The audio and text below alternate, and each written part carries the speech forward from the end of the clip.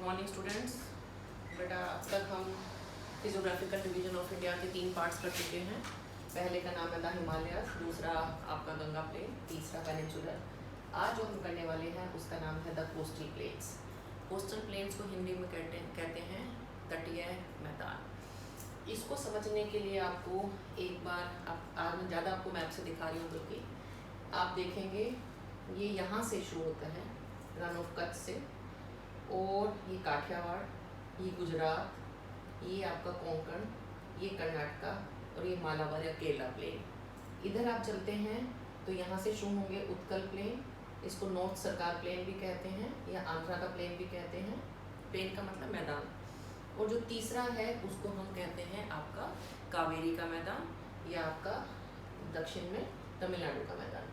तो ये वो तटीय मैदान है जो बे ऑफ बंगाल और पूर्वी घाट के बीच में, उनको ईस्टर्न कोस्टल प्लेन्स कहते हैं, और बे अरेबियन सी और वेस्टर्न घाट्स के बीच में, यानी अरब सागर और पश्चिमी घाट के बीच में जो पड़ते हैं उनको हम कहते हैं पश्चिमी तटीय मैदान। ये आपकी चौथी फिजियोग्राफिकल डिवीजन है। बहुत छोटे हैं ये पढ़ने में इन तीनों के कंपैरिजन में। और जो पांचवी है वो है आइलैंड्स, जो मैं इसके बाद आज ही ख़त्म कराऊंगी। तो आपका एक क्वेश्चन बनता है, भारत को धरातल के आधार पर कितने भागों में बांट सकते हैं? Like divide India on physiographical features या division and write in detail about any one of them. अगर ये क्वेश्चन आता है कि किसी एक के बारे में विस्तार पूर्वक लिखिए, तो आप इसके बारे में नहीं लिखेंगे, because it's not scoring, it's not lengthy, it does not have much to explain, तो you will not get good marks. One thing. Second thing is कि इसमें से आपको शॉर्ट क्वेश्चन आ सकता है। Like I have given you yesterday I on WhatsApp group I posted a question describing the difference between eastern and western coast.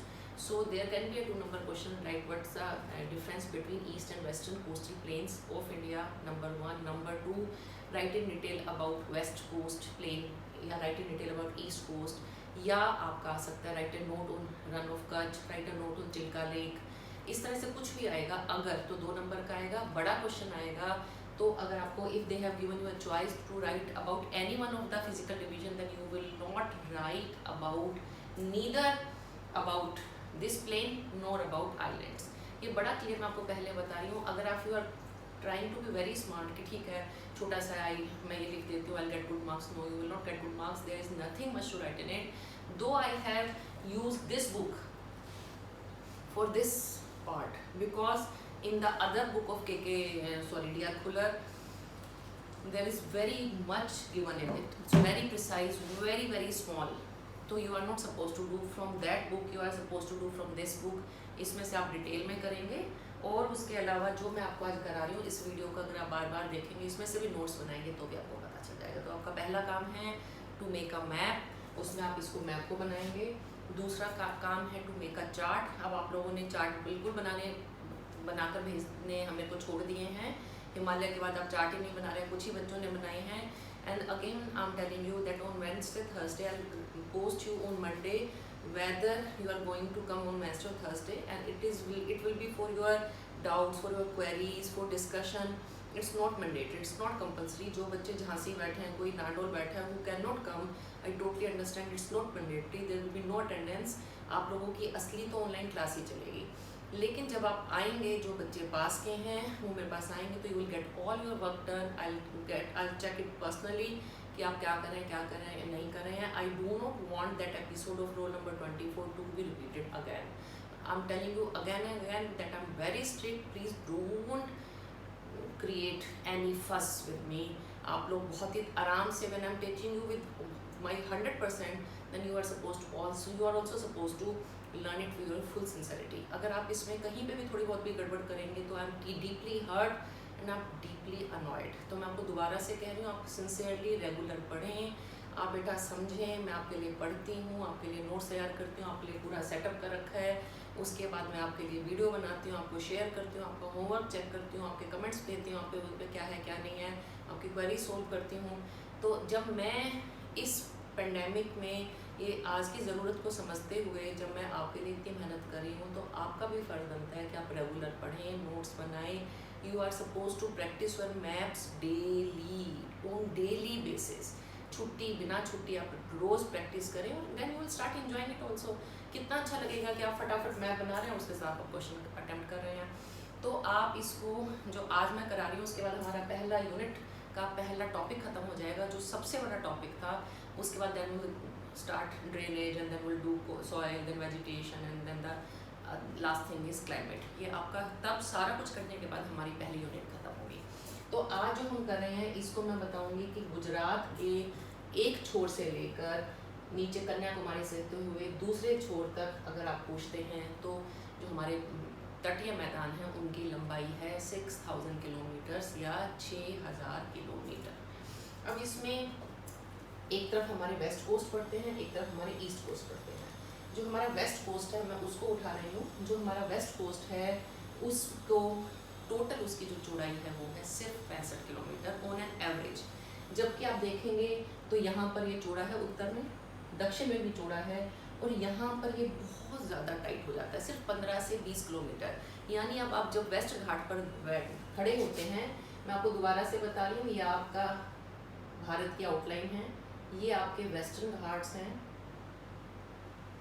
और ये आपका समुद्र है। तो जब आप यहाँ से खड़े होंगे तो you will be able to see the Arabian sea. इतना पास पहुँच जाता है ये मध्य में, कर्नाटका के मैंगलोर के पास।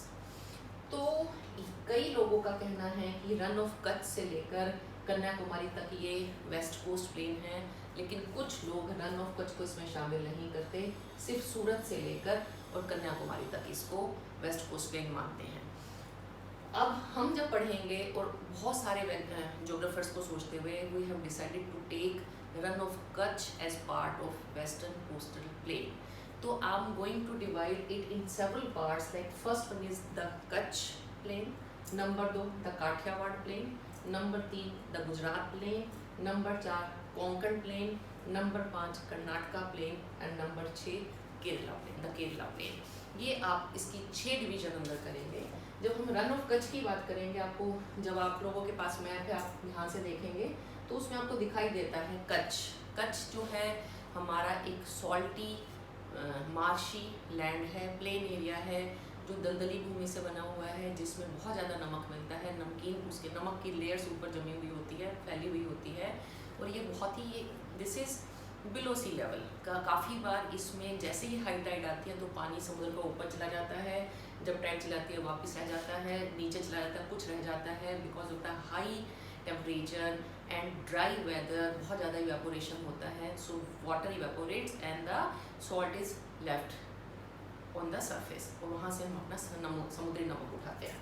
तो जो हमारा रन ऑफ कच्छ है ये आपका आइलैंड है जो कि आसपास से सी और लेगून से घिरा हुआ है, और इसको वक्त के साथ साथ नदियों ने, खास तौर पे इंडस रिवर, ये आपकी इंडस रिवर है जो गिरती है, उसने इसको पूरा भर दिया मिट्टी से और इसको जोड़ दिया हमारे प्लेन के साथ। इंडस रिवर को हिंदी में सिंधु नदी कहते हैं। तो अगर आप मेरे से पूछते हैं, सूरत से कन्याकुमारी तक इसकी 1600 किलोमीटर की लंबाई मानी जाती है, लेकिन जब हम बात करेंगे तो हम इसको साथ में शामिल करेंगे। और हमारा जो पहला है वो रन ऑफ कच्छ है, इसमें पानी की बहुत कमी है, सरफेस पे रिवर्स बहुत कम बहती हैं क्योंकि ये ड्राई एरिया है, ये थार डेजर्ट के का एक पार्ट है, और वहाँ से उसके साथ जुड़ा होने के कारण काफ़ी गर्म है। इसमें हवाएं, आपको जब आप फर्स्ट ईयर, मुझे नहीं पता अब आप जियोलॉजी पढ़ चुके हैं, आप सेकेंड ईयर के बच्चे हैं, थर्ड सेमेस्टर के, तो आपको पता है जहाँ पर एरिड क्लाइमेट होती है, when there is a arid climate और सेमी एरिड यानी कि शुष्क और अर्धशुष्क, there the main agent of erosion is wind. Where there is a humid climate, then the main erosion जो होता है the agent is river।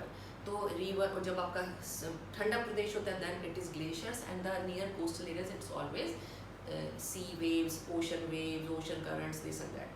तो हमारे यहाँ पर पवनें बहुत ज़्यादा काम करती हैं, बहुत इरोजन करती है, विंडी है ये बहुत ज़्यादा। इस पे पूरे पर आपको सॉल्टी पूरा का पूरा सरफेस दिखाई देता है, यहाँ से हम समुद्री नमक उठाते हैं। इसके आसपास आपको सैंड ड्यून्स मिलता है क्योंकि मैंने आपको बोला समुद्री ये विंडी है और इसमें सेमी एरिड है, तो ये थार डेजर्ट के साथ लगता है, तो इसमें भी आपको रेतीले टीले दिखाई देते हैं। उसके बाद इसमें बहुत ही कहीं कहीं पर आपको खाली चट्टानों से बनी हुई पहाड़ियाँ दिखाई देती हैं। और यहाँ पर इसको हम दो भागों में बांटते हैं। ऊपरी भाग को कहते हैं the great run of Kutch और निचले वाले को कहते हैं the little run of Kutch. उसके बाद जो आपका इसमें जो ग्रेट रन ऑफ कच्छ है वो 320 किलोमीटर लंबा और 160 किलोमीटर चौड़ा है और इसका टोटल एरिया है 21,500 स्क्वायर किलोमीटर। इसके बाद इसमें बानस और लूनी दो रिवर्स हैं जो इसको पूरे को ड्रेन करती है, इसमें से बहती हैं और ये फ्लड लाती हैं जब बारिशों के सीज़न में, अदरवाइज़ ये काफ़ी ड्राई रहती हैं। ये पूरा एरिया जैसे मैंने आपको बताया समुद्र तल से नीचा पड़ता है, तो जैसे ही हाई टाइड्स आती हैं, ज्वार भाटे आते हैं, तो ये पूरा फ्लडेड हो जाता है, उसके बाद ये निकल जाता है। सूरज की गर्मी के कारण गर्म होकर इसमें से पानी सारा इवेपोरेट हो जाता है और नीचे हमारे पास इसमें नमक बचता है। ये आपका पहला है जिसका नाम है द कच्छ प्लेन, ये वाला पूरा। Second is Kathiawar.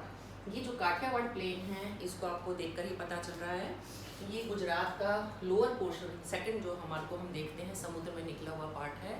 इसमें कुछ पहाड़ियाँ हैं जिनमें महादेव हिल्स हैं जो इसकी सबसे ऊंची चोटी मानी जाती है। इसका जो सेंट्रल पार्ट है इन पहाड़ियों का वो लगभग 200 मीटर अबव मीन सी लेवल है, यानी उसकी ये हाइट है। इसके बाद इसमें एक जो महादेव हिल्स है उनमें जो सबसे ऊंची चोटी है वो है माउंट गिरनार 1117 मीटर। और आपको गिरनार से ही समझ में आ रहा होगा कि इसके साउथ में है गिर फॉरेस्ट पड़ते हैं जो कि हमारे एशियाटिक लाइन्स का जो आपका हब है, जो घर है, होम है, जहाँ पर पूरे भारत में और पूरी दुनिया में सबसे ज़्यादा शेर पाए जाते हैं, जिनको हम एशियाटिक गिर के जंगलों में गिर के लाइन्स भी कहते हैं। इसके बाद ये जो काठियावाड़ के साउथ में मिलता है, इसके साथ ही आपको जब आप देखते हैं तो आपको ये सारा का सारा जो है वोल्केनिक, काफ़ी मात्रा में इसमें वोल्केनिक इरप्शन से बने हुए इसमें आपको पर्वत या जो पहाड़ियाँ हैं वो दिखाई देती हैं। तीसरा है जो जिसका नाम है द गुजरात प्लेन। अभी गुजरात प्लेन है देखकर पता चल रहा है, इसमें आपका गल्फ ऑफ खंबात आता है। जो ये गुजरात प्लेन है ये आपके ईस्ट ऑफ, इसके ईस्ट में कच्छ और काठियावाड़ पड़ते हैं और इसकी जो स्लोप है वेस्ट एंड साउथ वेस्ट है, इस तरफ है नर्मदा, तापी, माही, साबरमती, ये सारी रिवर्स हैं जो इसमें से इस प्लेन को बनाने में उन्होंने मदद की है। ये आपके गुजरात के साउथ में और गल्फ ऑफ खंबात के साउथ में पूरा जो प्लेन है ये वाला, इसको हम गुजरात प्लेन कहते हैं। बहुत ही इसमें ये फर्टाइल है, इसमें नदियों ने इतना सेडिमेंट जमा कर रखा है। जैसे मैंने बोला चार मुख्य नदी नर्मदा, तापी, साबरमती और माही, 4 रिवर्स हैं जो इस फ्लड प्लेन को, इस पूरे प्लेन को बनाती हैं। ये एग्रीकल्चर के लिए बहुत ही ज़्यादा अच्छा है। लेकिन क्योंकि जब आप इसको पास से देख रहे हैं, अगर आप मैप में भी देखेंगे तो आपको जगह जगह इस तरह से करके दिखाई देगा, तो हमें पता चलता है कि जब ये समुद्र के पास है तो ये काफ़ी इसमें मार्शी आपको एरियाज़ दिखाई देंगे और लॉइस होती है वो बारीक मिट्टी जो कि पवने अपने साथ उड़ा कर लाती है, वो उसका डिपोजिशन भी मिलता है यहाँ के कारण। उसके अलावा यहाँ इसमें जब हाई टाइड आती है तो ये पूरा फ्लडेड हो जाता है और यहाँ पर पानी भर जाता है। ये आपका तीसरा डिवीज़न है जिसका नाम है द गुजरात प्लेन। जो आपका चौथा है उसका नाम है द कोंकण प्लेन। जो कोंकण प्लेन है ये आपका गुजरात के नीचे लेकर और दमन एंड दीव ये आपके दमन एंड दीव से लेकर और ये आपको गोवा तक दिखाई देता है, गोवा तक मिलता है। ये 500 किलोमीटर लंबा और 50 से 80 किलोमीटर आपका चौड़ा है। इसमें आपको जो मुंबई है इसका एक बहुत मुख्य पोर्ट बनता है। मुंबई एक आइलैंड है जिसको बाद में रीक्लेम करके, रीक्लेम का मतलब होता है जिसमें हम अपने आप मिट्टी बिछा कर हमने इस आइलैंड को, मुंबई को मेन लैंड से जोड़ रखा है और इसलिए मुंबई एक आइलैंड था जिसको हमने भर कर मिट्टी इसको रिक्लेम करके हमने इसको मेन लैंड से जोड़ दिया है। उसके बाद जो ये आपका मुंबई के जैसे हम नीचे की तरफ जाते हैं, कोंकण कोस्ट, कोंकण का मतलब ही गोवा से रिलेटेड होता है। वहाँ पर आपको बहुत सारी बेस, कोव्स, ये सारे आपने पढ़ रखे होंगे ज्योग्राफी में, ये सारे समुद्र से रिलेटेड हमारे फीचर्स हैं। क्लिफ्स मिलती हैं, रीफ्स मिलते हैं, आइलैंड्स मिलते हैं, शोल मिलते हैं। ये सारे के सारे इसके फीचर्स हैं जिसको हम कोंकण प्लेन कहते हैं। उसके बाद आपका जो नेक्स्ट प्लेन आता है उसका नाम है कर्नाटका प्लेन। ये गोवा से लेके मैंगलोर तक 225 किलोमीटर चौड़ा है। अब मैं आपको इसमें बताना चाहूँगी कि यहाँ पर ये 30 से 50 किलोमीटर सिर्फ इसकी चौड़ाई रह जाती है। ये 225 किलोमीटर लंबा है और यहाँ पर ये आपका मैंगलोर और ये सब आ जाता है, ये वाला मैंगलोर आता है। और यहाँ पर ये जो एरिया है, यहाँ पर मैंगलोर के पास ये सबसे ज़्यादा चौड़ा हो जाता है, लगभग 70 किलोमीटर चौड़ा होता है। उसके बाद यहाँ पर जो शारावती रिवर है वो जोग फॉल बनाते हुए, जोग फॉल 271 मीटर की हाइट पर बहुत ऊंचा फॉल है जो यहाँ पर नदी यहाँ पर गिरती है, बनाती है। इसमें जो है आपका घाट्स हैं यहाँ पर बहुत ऊंचाई पर 600 मीटर ऊंचे घाट हो जाते हैं और बहुत स्टीप है। एकदम से वो ऐसे लगता है जैसे कि सीधी ढलान समुद्र की तरफ जा रही है। और इसमें जो तट है वो हमारा बहुत ही नैरो हो जाता है। यहाँ पर जो ये घाट हैं, जैसे मैंने बताया, सब नदियाँ यहाँ पर काफ़ी वाटरफॉल बनाती है, लेकिन जो सबसे पॉपुलर है उसका नाम है जोग फॉल, जो कि 270 मीटर हाई है। उसके बाद आपका जो लास्ट है वो है केरला। केरला प्लेन है। ये प्लेन अपने आप में सबसे अलग है। इसको मालाबार कोस्ट भी कहते हैं, मालाबार कोस्टल प्लेन भी कहते हैं। ये मैंगलोर से लेकर कन्याकुमारी तक 500 किलोमीटर लंबा है। 96 किलोमीटर जो है ये चौड़ा है। और ये कहीं जो इसकी चौड़ाई है वो इन सब प्लेन्स में आप अगर देख भी रहे हैं सबसे ज़्यादा है। उसके बाद ये कहीं कहीं पर बहुत ही समुद्र से भी 30 मीटर नीचे इसका जो है लो लाइन है। ये कहीं कहीं पर ये 30 मीटर अबव मीन सी लेवल हो जाता है और कई बार समुद्र से नीचे तक भी है, जिस कारण से कि इसमें आपकी हाई टाइड के टाइम में पानी घुस आता है। इसमें आपको वेम्बनाड नाम की लेक है जो सबसे बड़ी लेक है, बैक वाटर लेक है, 75 किलोमीटर लंबी और 5 से 10 किलोमीटर तक चौड़ी होती है। ये इसकी सबसे इम्पोर्टेंट लेक है।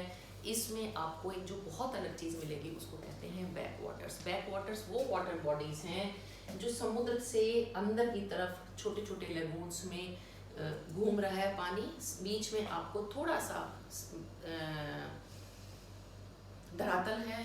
जैसे ही हाई टाइड आती है इसमें पानी और घुस आता है, लो टाइड आती है पानी बाहर निकल जाता है। तो ये समुद्र से रिलेटेड जुड़ा हुआ है लेकिन डायरेक्ट कनेक्शन में नहीं है। बीच में इसके धरातल है। कहीं कहीं से ये बहुत सारी लेक्स, रिवर्स, चैनल्स, स्ट्रीम्स, इन सब के थ्रू ये इससे अंदर की तरफ पूरा केरला नीचे का है वो बैक वाटर से भरा हुआ है।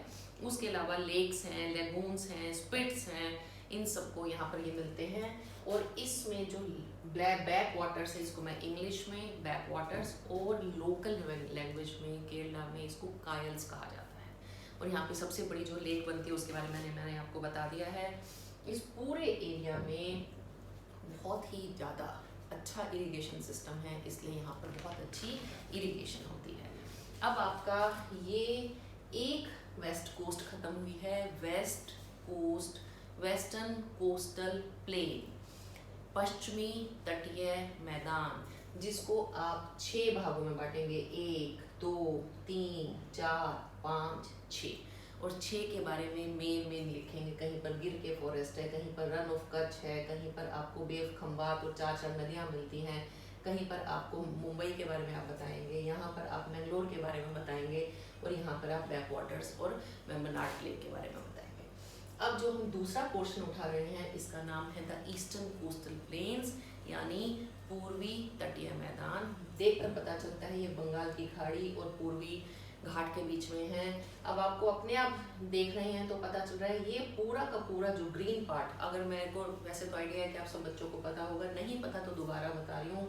We represent mountains with brown colour. The darker the brown shade the higher is the mountain. Then green is for plain areas and forest, and the third one is yellow is for plateaus and white is, यहाँ पर इन्होंने ऐसे दिखाने रखा है, otherwise white is for ice और snow and blue is for water bodies। तो आपको देखकर पता चल रहा है कि these are the western ghats which act like a wall, they are continuous in nature and they are very high, very steep। this is eastern ghat जो आपको पता चल रहा है, इट्स वेरी मच एब्सेंट यहाँ पर in between Godavari and Krishna deltas. और आप देख भी रहे हैं these plain areas are so narrow and these eastern coastal plains are very very wide. तो आपको कंपैरिजन में पता चल रहा है कि ये बहुत नैरो हैं, ये बहुत वाइड हैं। अब यहाँ से लेकर ब्रह्मपुत्रा गंगा के डेल्टा से लेकर कन्याकुमारी तक जो मैदान फैले हुए हैं तट के साथ साथ, उनको पूर्वी तटीय मैदान कहते हैं। I am going to divide it into 3 parts. First is Utkal मैदान, दूसरा है नॉर्दर्न सरकार, और तीसरा है जो आपका जिसको हम कहते हैं द तमिलनाडु प्लेन। इसको अगर आप वैसे पूछेंगे, उड़ीसा का मैदान, आंध्र प्रदेश का मैदान और तमिलनाडु का मैदान। जो उड़ीसा का मैदान है इसको उत्कल प्लेन कहते हैं। ये उड़ीसा से लेकर यहाँ तक आपका फैला हुआ है महानदी तक। इसमें महानदी डेल्टा बनाती है। इसकी जो बहुत बड़ी खूबी है वो है चिल्का लेक। चिल्का लेक ये आपके सामने बनी हुई है। ये जो चिल्का लेक है ये भारत की सबसे बड़ी जो लेक है, और इसको 70 किलोमीटर लंबी है, 22 किलोमीटर चौड़ी है। नॉर्थ ईस्ट में 7 किलोमीटर नैरो है, साउथ वेस्ट में 780 स्क्वायर किलोमीटर ये एरिया कवर करती है ड्राई सीजन में, लेकिन रेनी सीजन में 1144 स्क्वायर किलोमीटर लंबा एरिया कवर कर लेती है। ये पूरा जो प्लेन है ये 400 किलोमीटर लंबा है, और ये महानदी के डेल्टा के कारण बहुत ही फर्टाइल है, और यहाँ पर जो है बहुत ज़्यादा एल्यूमिनियम उसने जमा कर रखा है। इसके बाद आप बताएंगे, इसमें जो मेन है चिल्का आ गई, दूसरी जो है वो नदन सरकार है।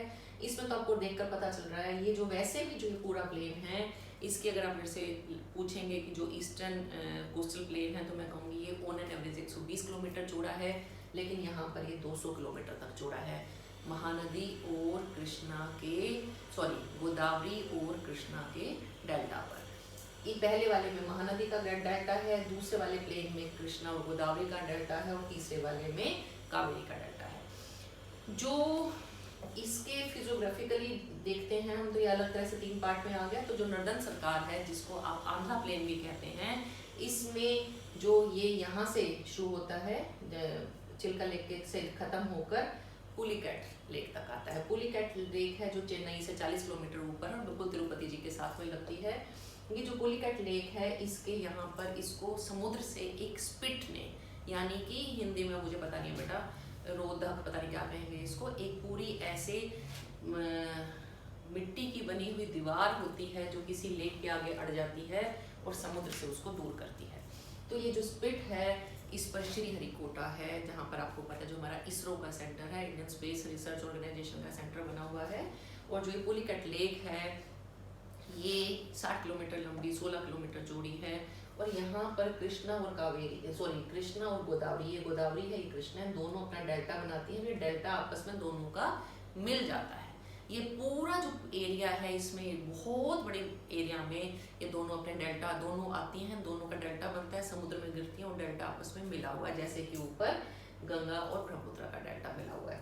तो यहाँ पर ये जो डेल्टा है, ये आप देख भी रहे हैं, ये मिट्टी ला कर जमा कर करके ये समुद्र में बहुत अंदर तक घुस गई है डेल्टा लेकर अपना। यानी कि हमारा अगर समुद्र यहाँ था तो मिट्टी ने पुश कर करके समुद्र को यहाँ पहुँचा दिया। यहाँ पर सारे में इसमें जो मिट्टी है वो आपकी 35 किलोमीटर तक ये अंदर यहाँ पर पहुँच चुका है। ये गोदावरी पॉइंट ये वाला जो है, तो यहाँ पर जो डेल्टा है वो धीरे धीरे समुद्र में घुसता जा रहा है, मिट्टी बढ़ती जा रही है और 35 किलोमीटर तक जाकर ये अब तक फैल चुका है। और ये जो है ये बहुत ही स्ट्रेट हार्बर है, इसमें आपको कहीं पर भी कोई कटा फटाव नहीं दिखाई देता। इस कारण से यहाँ पर आपको कोई भी बड़े हार्बर्स, ये बहुत स्ट्रेट कोस्ट है, यहाँ पर कोई आपको हार्बर्स, जिनको हिंदी में बंदरगाह कहते हैं, नहीं मिलते हैं नेचुरल हार्बर्स। यहाँ पर 2 ही हार्बर्स हैं, एक का नाम है विशाखापट्टनम और एक का नाम है मछलीपट्टनम। ये रहा मछलीपट्टनम। तो ये 2 आपके मेन यहाँ पर मिलने वाले बंदरगाह हैं। उसके अलावा यहाँ पर कोई बड़े बंदरगाह नहीं। जबकि आप यहाँ पर देखेंगे आपको कोची, त्रिवेंद्रम, गोवा, फिर आपका पर ये क्या नाम है मुंबई, यहाँ पर कांडला, तो बहुत सारे पोर्ट्स हैं। यहाँ पर आपको 2 ही मुख्य इस वाले एरिया में पोर्ट दिखाई देते हैं। तीसरा है जिसका नाम है तमिलनाडु प्लेन, जो कि पुलिकैट से लेकर कन्याकुमारी तक है। 675 किलोमीटर लंबा है, पता चलता है बहुत लंबा प्लेन है ये आपका। 100 किलोमीटर चौड़ा है, बहुत चौड़ा प्लेन है। कावेरी इसमें मुख्य डेल्टा बनाती है। कावेरी बहुत फर्टाइल लैंड छोड़ती है, यहाँ पर बहुत अच्छी इरिगेशन है, यहाँ पर बहुत ज़्यादा हाइड्रो इलेक्ट्रिसिटी मिलती है इसको, इसीलिए ग्रीनरी ऑफ साउथ इंडिया यानी दक्षिण भारत के अनाज का भंडार कहते हैं। यहाँ पर जो आपकी कावेरी का जो डेल्टा है वो यहाँ पर बनता है, और ये 100 किलोमीटर पूरा वाइड है आपका पूरा प्लेन, लेकिन कावेरी के डेल्टा के पास लगभग 130 किलोमीटर वाइड है। तो ये आपका ख़त्म हो गया तीसरा पॉइंट।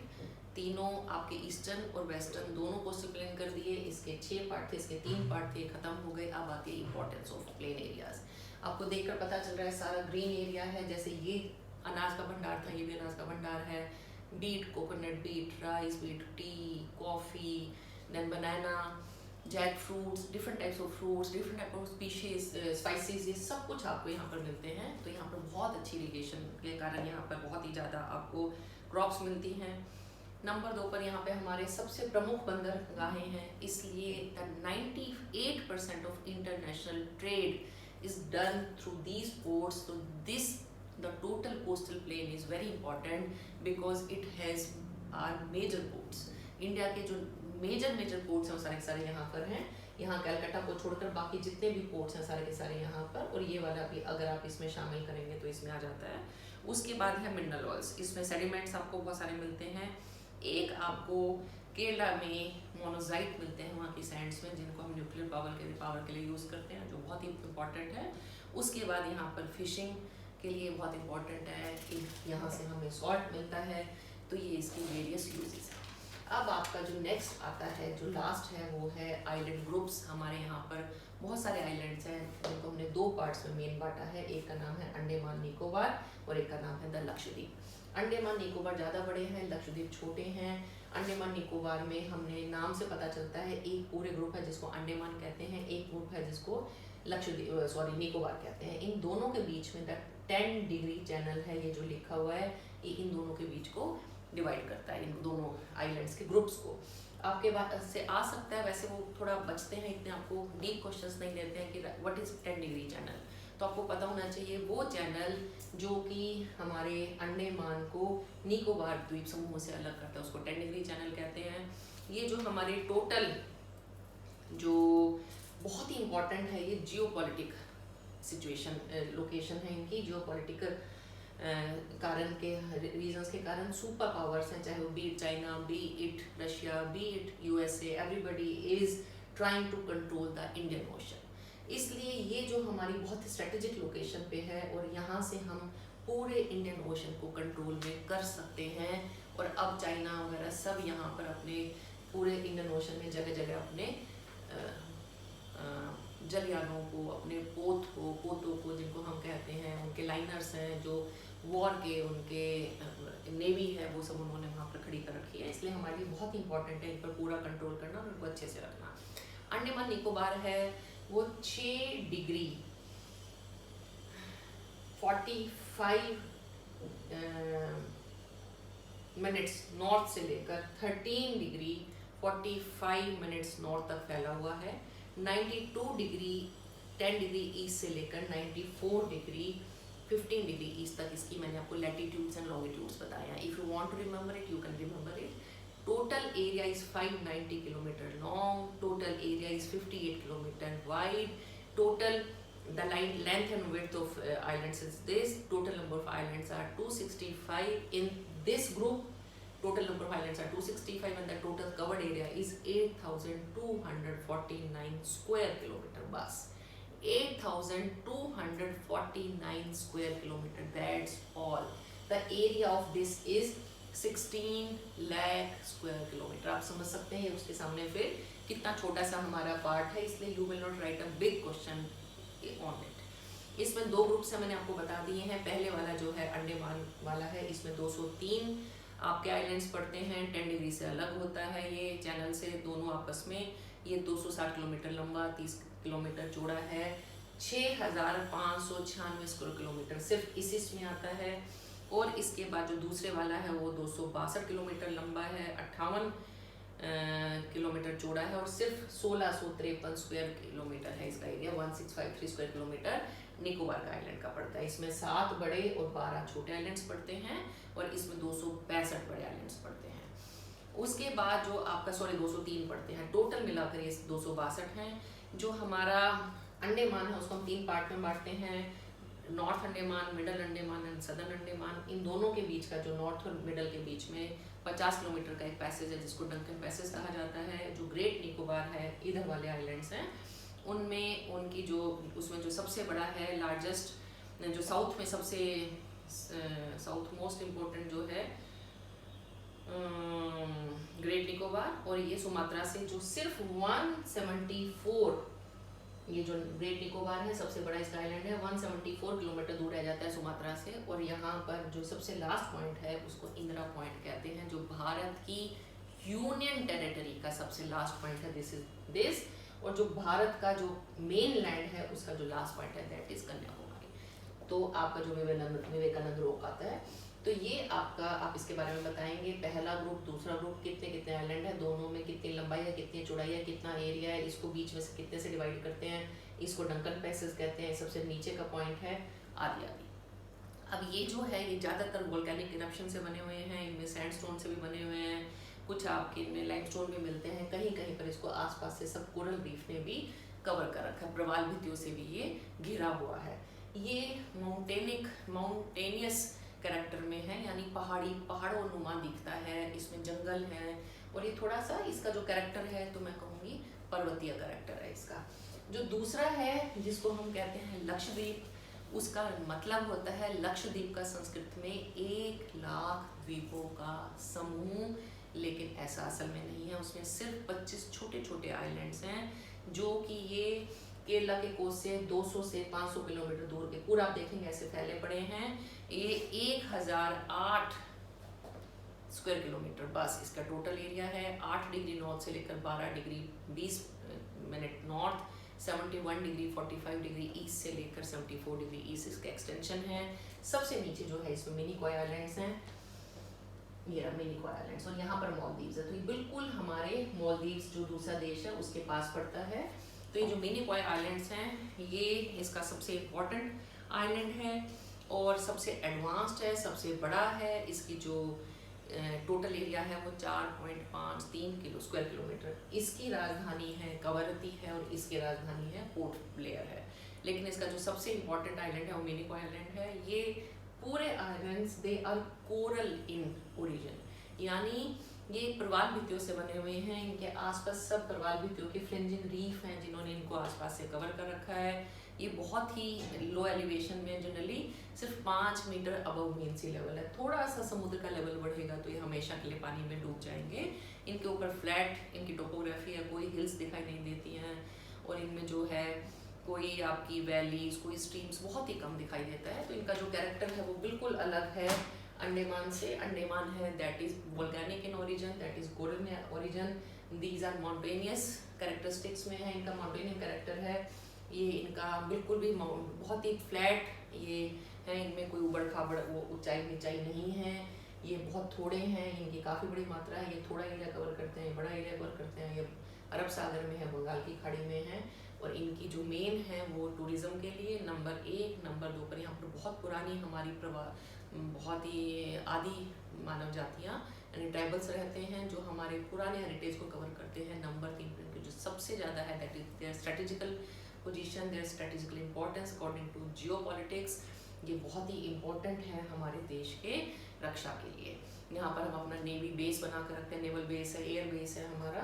तो ये आपका एक पूरा चैप्टर खत्म हुआ है जिसका नाम है the physiographical division of India. इसमें मैंने आपको 5 रिविजन्स कराई थी, बहुत डिटेल में कराई है। Map, charts, tables and detailed description, all this will cover your chapter. It will, like, this is one of my best, my most favorite chapter. It is very scoring, you will get good marks. It is very scientific, there is nothing much to write except the facts. You are not supposed to exaggerate anything, you are not supposed to fabricate the facts. आपको जो कुछ है आप as it is लिखिए and you will get good marks. Like in 6 out of 16 you can easily get 13 or 14 marks if you make your maps properly, accurately, precisely, and your tables, your data, they should be accurate. आप तुक्के नहीं मारेंगे। मैं आपको दोबारा बता रही हूँ, whenever an examiner starts examining the paper, she or he always checks the data and the maps. तो आप ये ना सोचें मैं तो कुछ भी लिखा है, कुछ नहीं पता चलता है, सब कुछ पता चलता है। You will make a good map. अगर आपको मैप नहीं आता, यू वॉन्ट मेक इट। लेकिन अगर आपको मैप नहीं आता, then you will write more of the data. आप टेबल बनाएंगे, चार्ट्स बनाएंगे, ताकि आपको नंबर मिल सके। तो ये आपका पूरा एक बहुत बड़ा चैप्टर है जो मैंने ख़त्म किया है। अब मैं इस वीकेंड पर थोड़ा सा ब्रेक लेकर I will start doing either zoom और गूगल मीट क्लासेस, जिसके लिए मैं आपको जल्दी कोई ना कोई शेयर करूँगी इन्फॉर्मेशन। और उसके साथ मैं आपसे पूछना भी चाहूँगी, एक बार गूगल मीट कर लेते हैं, that what will be your preference, like you will want to continue with YouTube channel और you want to continue with Google meet, and I will also decide according to my convenience, और कि मुझे क्या किस तरह से I am more comfortable interacting with you either through the video और through the Google meet और Zoom meet. तो हम देख लेंगे। आप लोग अपना इंटरनेट कनेक्शन सब तैयार रखें बेटा। I have also done all these preparations. It took me 5 to 7 days to create my classrooms at 2 places. I have 2 houses, so I've created 2 places, 2 classrooms at different places. तो और उसके बाद आपका connection dongle की तैयारी कर रही हूँ, तो you have also do all the preparations and then will start the Google meet और Zoom meet classes. Thank you, good day.